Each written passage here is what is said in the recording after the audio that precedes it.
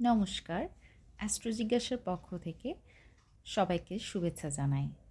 আজকে আমরা চন্দ্র প্রথমভাবে থাকলে কি হয় সেটাই জানব।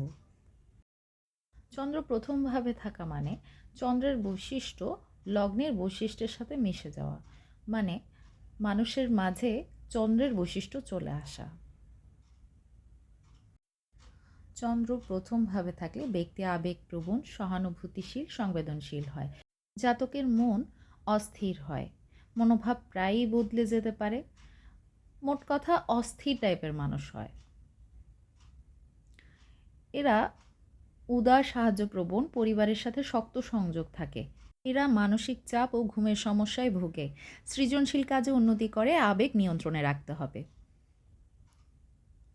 শান্তিপ্রিয় হয়, আবেগের ভারসাম্য ধরে রাখতে হবে।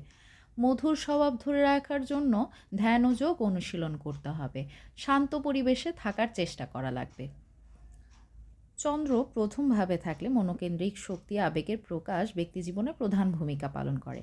Thanks for watching. Don't forget to like, comment and share.